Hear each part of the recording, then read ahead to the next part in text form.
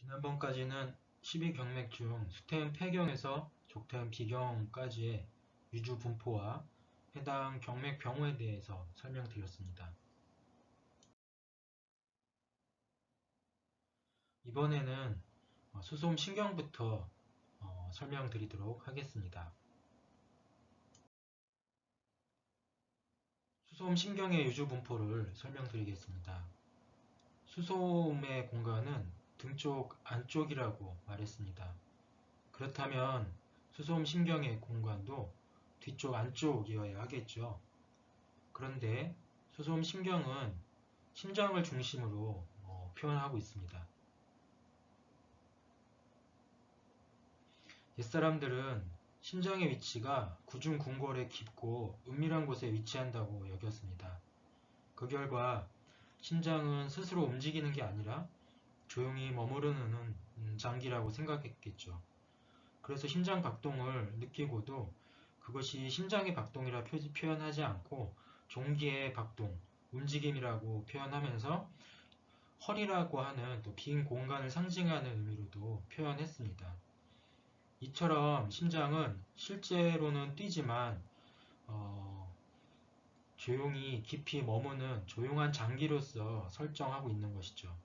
그렇다 보니 수소음의 공간은 가슴속 깊은 곳으로 자연스럽게 정해진다고 볼 수 있습니다.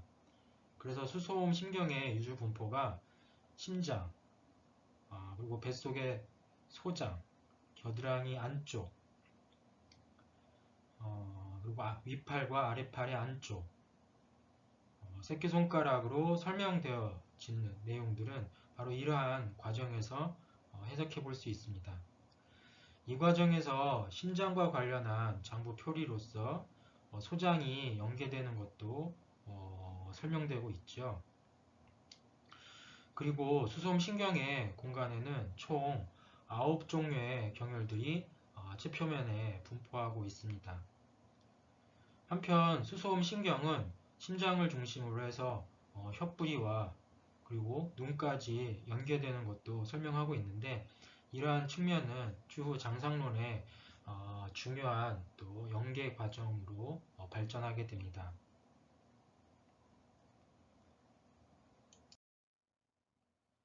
그럼 수소음 신경의 시동병을 살펴보겠습니다. 목이 마르고 심장이 아프고 갈증이 심하다고 표현되면서 물을 많이 마시는 증상들을 소개하고 있습니다. 이러한 증상이 심장과 직접적으로는 어떤 관계를 갖고 있을까요? 더욱이 한의학 이론에서는 심장은 마음을 총괄한다고 하는데 왜 마음이나 정신에 관련된 증상은 여기서 표현되지 않았을까요?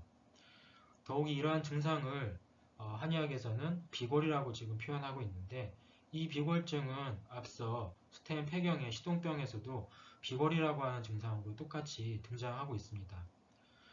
비골은 협심증처럼 나타나는 상태에서 손이 차가워지면서 저린 증상 또는 의식을 잃는 증상이라고 이미 설명드렸습니다. 바로 그렇다면 목이 마르고 심장이 아프고 갈증이 나면서 물을 마시는 이 증상도 결국 궁극적으로 이 비골의 증상처럼 의식을 잃게 될까요? 또한 이러한 증상이 협심증과 관련이 있을까요?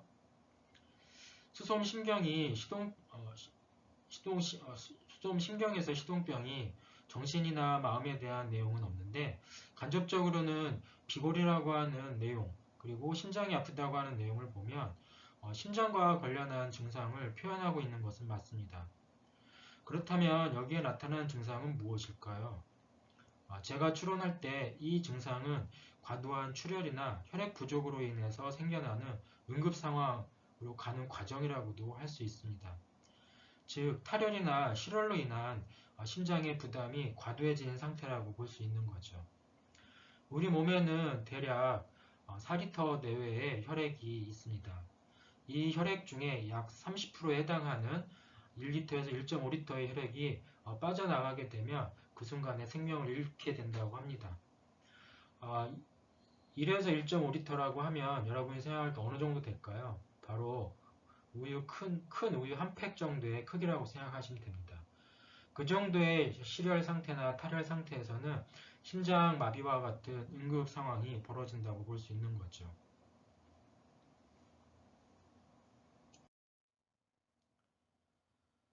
수소음신경의 소생병을 다음으로 살펴보지요. 눈이 노랗다. 이 노랗다는 눈의 충혈이나 피로로 인해서 나타나는 현상으로 봐야지 황달, 그러니까 간 질환으로 인한 황달이라고 보기에는 좀 어려울 것입니다.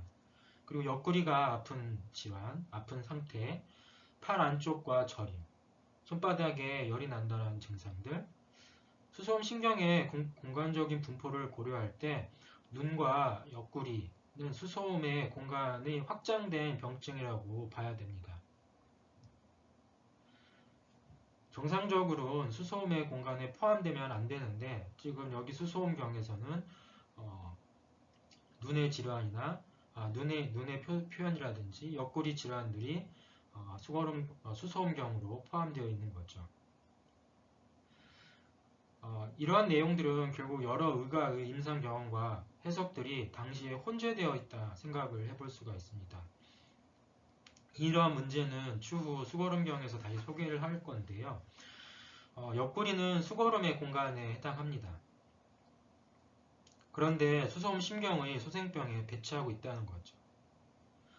여러 의사학자들이 문헌을 분석할 때 이러한 부분을 비판하기도 합니다.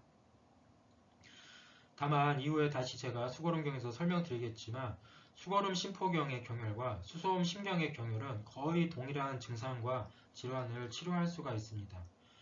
결국 둘로 나눠져 있긴 하지만 원래는 하나의 모습을 지니고 있기 때문에 이렇게 혼재된 상황으로 초기 경맥 문헌에서 등장하고 있는 건 아닌가 생각해 볼 수 있습니다. 이미 앞서 설명드렸던 것처럼 마왕태 의서에서 나온 경맥의 숫자는 11개였다고 했습니다. 이 11개에서 없었던 것이 수거름 심포경이라고 했었죠. 결국 수거름 심포경은 내병시대에 들어와서 처음 등장한다고 볼 수 있습니다. 바로 처음 등장하는 과정이 수소음 신경을 쪼개고 나눠서 만든 흔적이라는 얘기를 해볼 수 있습니다. 그렇기 때문에 현재 수소음 신경에 옆구리 문제가 포함되어 있는 것은 수거름 심포경으로 쪼개고 나누는 과정에 있어서 여전히 수소음 신경에서 수거름 심포경으로 분류되어 나가지 못한 영역이라고 생각해 볼 수 있습니다.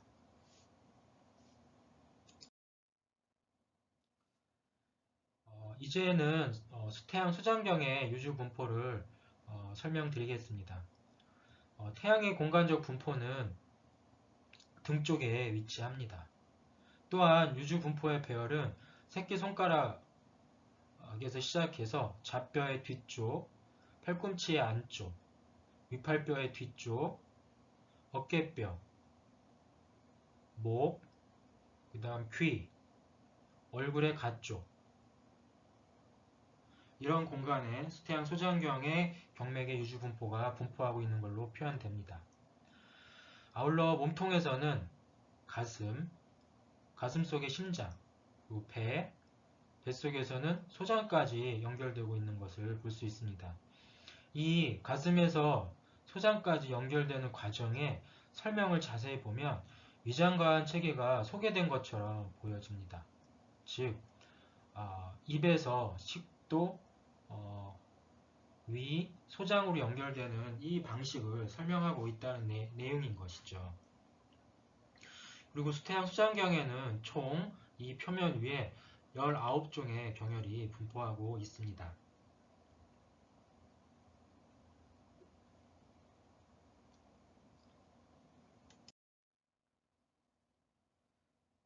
이와 같은 유주 분포를 토대로 태양 수장경의 경맥 병우를 살펴보겠습니다. 먼저 시동병을 소개드리겠습니다. 시동병은 목이 아프고 턱이 붓고 고개를 돌릴 수가 없고 어깨와 팔이 빠지듯이 아프거나 움직일 수 없는 증상들입니다. 특히 중요한 증상 부위는 어깨와 목덜미를 중심으로 해서 나타나는 증상입니다. 시동병의 증상에서 몸통 속 장부의 증상은 여기에 시동병에 등장하지 않지요. 즉 수태양 소장경의 유주분포 중 몸통 속 장부와 관련된 부분은 이 수태양 소장경 경맥병우와 관련성이 없다는 것을 여기서 시사하고 있습니다. 참고로 마왕태 의서에서는 수태양 소장경의 다른 명칭이 어깨와 관련해서 나타나고 있습니다. 그래서 어깨와 관련된 경맥이라 하여서 견맥이라는 말을 썼고요. 이는 어깨관절의 정형외과 치료에 전문적으로 활용되는 경맥이라는 것을 언급합니다. 동의보감에서 보면 소장의 병증은 뱃속이 꾸르르 아프고 소리가 나거나 아랫배가 아프고 때로는 대소변을 급히 보고 그 과정에서 귀 앞이 열이 난다. 그리고 소장의 병은 주로 설사하는 병이다. 이렇게 설명이 되어 있어요. 소장의 입장에서의 병은 반드시 이 위장관을 포함한 아랫배 증상이 포함되어 있어야 되지만 지금 수태양 소장경의 시성병에는 이 공간에 대한 병증이 없는 것이죠. 결국 수태양 소장경의 소장이라고 하는 유주분포 공간은 이 경맥과는 크게 관련성이 없어 보입니다.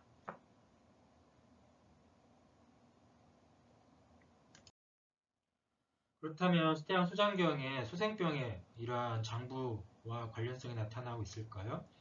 수태양 소장경의 소생병을 살펴보면 난청 증상과 같이 소리가 들리지 않는 증상, 눈이 노랗게 된다. 이러한 부분도 눈이 충혈 또는 피로로 인해서 생겨난 증상이라고 해석해봅니다. 그 다음에 뺨이 붓는 증상인데 이 증상은 아마도 귀밑샘의 염증으로 해석이 됩니다. 그리고 목, 턱, 어깨, 팔꿈치, 팔의 바깥 모서리의 통증들이 언급되고 있습니다. 이 내용들을 그림에서 보면 이와 같은 공간 안에 수태양 소장경의 소생병이 설명되어 있는 거죠.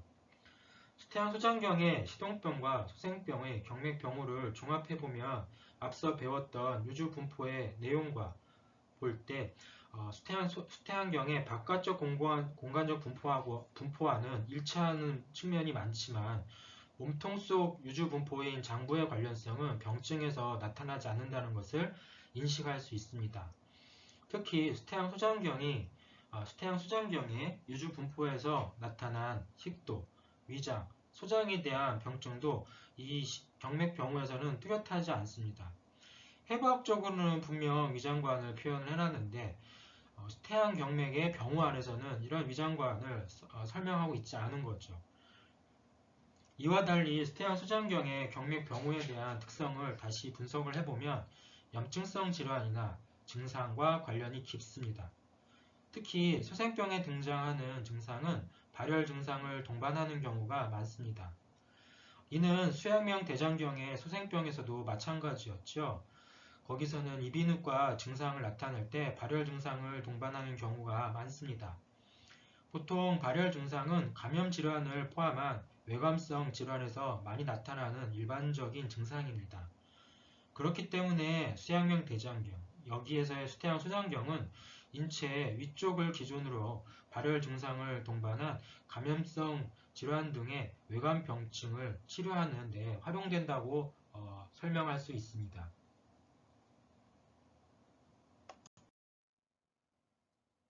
족태양 방광경을 설명드리겠습니다. 족태양 방광경은 유주분포가 공간적으로 등 쪽에 위치합니다.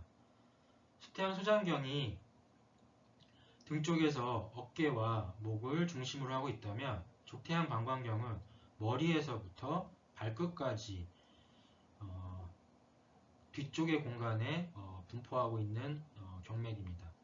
유주분포의 나열 방식은 안쪽 눈구석을 중심으로 해서 시작하고 이마, 머리를 거쳐서 뒷덜미, 등, 허리, 엉덩이, 그 다음에 엉덩관절의 뒤쪽, 그 다음에 넙다리의 뒤쪽, 오금 부위, 종아리 부위, 그 다음에 발목의 뒤쪽 부위, 새끼발가락 등을 표현하고 있습니다. 이 과정에서 등과 허리에서는 콩팥과 방광의 장부적인 관계를 나타내는 것으로 유주분포가 설명되어 있습니다. 한편 등, 허리, 엉덩, 넙다리 지역에서 족태양 방광경의 유주분포가 두 개의 선으로 나눠져 있는 것을 볼 수 있지요. 이는 황제내경 이후에 족태양 방광경의 잘못된 해석에서 비롯된 오류라고 볼 수 있지만 이와 같은 오류가 최근에서야 인식되고 있어서 여전히 이러한 문제는 수정하지 못한 채 족태양 방광경의 구성 요소로서 표현되고 있습니다. 특히 족태양 방광경의 분포 영역에는 총 67종의 경혈이 포함되어 있죠.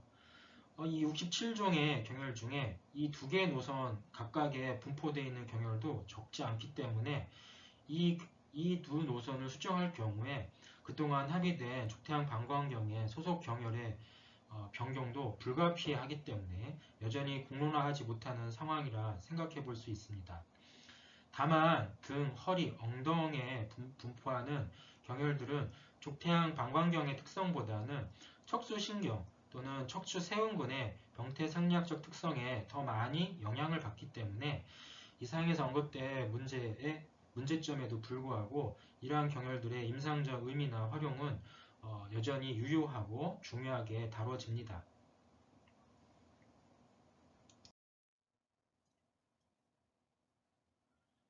족태양 방광경의 경맥병우 중에 시동병을 소개해 드립니다. 귀가 위로 치밀어 머리가 아프다? 사실은 머리가 아픈 증상이죠. 실종 형태의 머리 아픔 증상이라고 해석할 수 있습니다.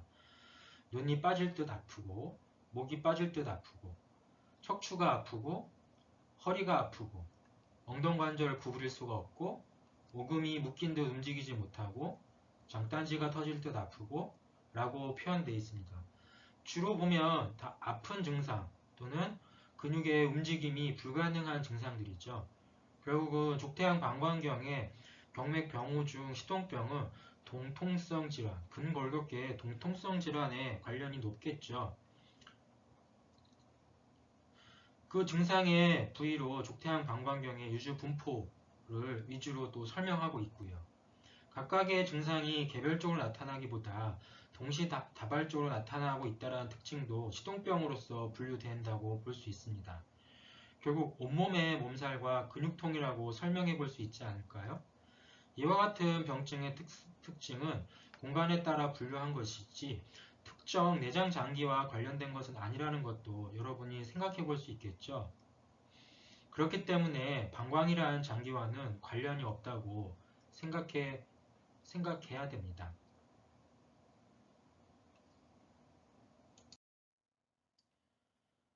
족태양 방광경의 소생병도 살펴보겠습니다. 치질이 가장 먼저 등장합니다. 그리고 간헐열의 발열 증상, 정신질환과 관련한 증상, 두통, 눈과 코의 증상, 족태양 방광경 유주 분포와 관련된 전체적인 각각 부위의 근골격계 증상도 나타납니다. 시동병의 특성과 비교하고 공간적 특성과 유주 분포와 비교해보면 많이 일치하고 있다는 점을 알 수 있죠. 다만 소생병에서는 치질과 같은 항문질환, 발열 증상, 정신 증상 등이 나타나고 있습니다. 특히 얼굴, 머리 부위를 강조하고 있는 증상들이 많지요. 그리고 소생병에서도 마찬가지로 내장기관과 관련된 증상은 별로 나타나지 않습니다. 여기 나타난 증상을 통해 콩팥이나 방광에 관련된 병인병기라고 해석하는 것은 적지 않은 오류를 야기합니다. 결국은 족태양 방광경의 유주 분포에서 우선순위는 척추를 중심으로 하고 그 좌우에 분포하는 근육층들의 모습들을 병리적으로 관찰하고 진단해서 치료하는 것이지 이 족태양 방광경의 시동병, 소생병이 이 특정 장기와 관련된 병우를 위한 병맥이라고 얘기할 수는 없습니다.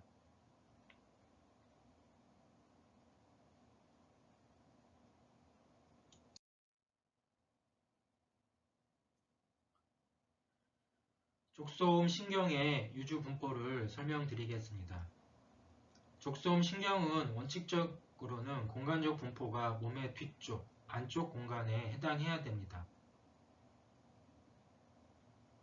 그렇다면 척추의 안쪽 공간에 해당하겠죠. 족소음 신경의 몸통 안쪽의 유주분포에서 이러한 내용들은 일부 나타나고 척추 안쪽 부위를 포함해서 설명하고 있습니다. 그런데 경혈들은 주 몸통 바깥쪽인 배와 가슴에 분포하고 있지요. 그에 따라 총 27종의 경혈들이 이 족소음 신경 피부면에 있는 것으로 설명하고 있습니다. 그 부위들은 대부분 몸통 앞쪽 피부 위에 있는 것이고요. 족소음 신경의 유주 분포 나열 방식은 발바닥, 그다음 발목 안쪽, 종아리, 뒤쪽과 안쪽, 사골 부위, 척추와 배, 가슴, 혀뿌리 순서대로 설명되고 있습니다. 이 과정에서 몸통 속에서는 방광과 콩팥이라고 하는 공간이 설명되어 있고요. 또한 추가적으로 간에 대한 부분도 족소음 신경의 유주 분포에 포함되어 있습니다. 아울러 허파까지도 포함되고 있는 것이죠. 다른 경맥과 달리 이 몸통 안쪽에 분포하는 내장 장기가 상당히 여러 개로 존재합니다.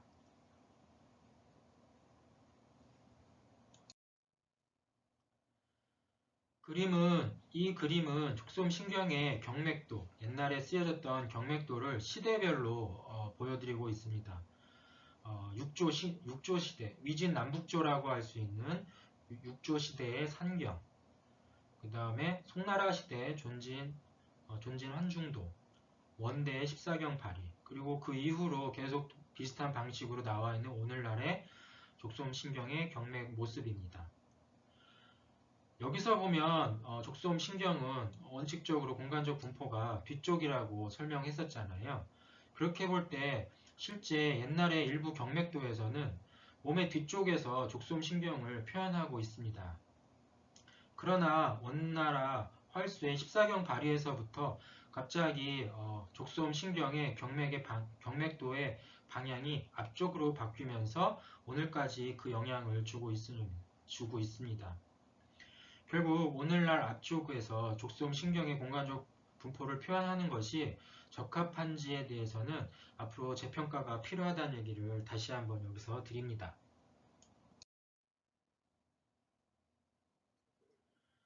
족소음 신경의 경맥 병호 중 시동병에 대해서 설명을 드리겠습니다.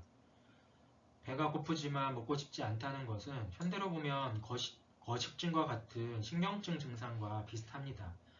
즉, 음식을 먹지 못하는 증상인 거죠. 얼굴색도 어둡고 몸은 심하게 여위고 마른다고 되어 있고요. 기침과 함께 객혈 증상, 피를 토하는 증상이 있고 호흡곤란 증상도 있습니다. 좌불안석하듯 불안한 모습도 보입니다. 이런 상태에서 눈이 침침하다고 생각하면서 앞이 안 보이고 심장은 두근거림이 심하고 그러면서 허기진 느낌도 계속 강합니다. 잘 무서워하고 이 과정에서 대인 김피증과 같은 증상도 나타나고 있습니다. 어떤 사람에게 이러한 증상이 종합적으로 나타난다면 여러분은 이러한 환자를 어디에 가서 진료받아야 한다고 이야기할까요? 이 경맥이 족소음 신경이니까 신장내과나 비뇨기과로 가서 진료받아야 한다고 얘기해야 될까요? 그런 생각을 하는 학생은 없겠죠? 여러분 생각에는 정신과 상담을 받아봐야 된다고 아마 권고할 가능성이 높습니다. 예, 맞습니다. 이 증상은 불안장애가 심해져 우울증 또는 공황장애가 동반된 상태라고 볼 수 있습니다. 그런데 이를 족소음 신경의 경맥병호에 포함시킨 것이죠. 현재로 보면 이해가 되지 않는 분류입니다.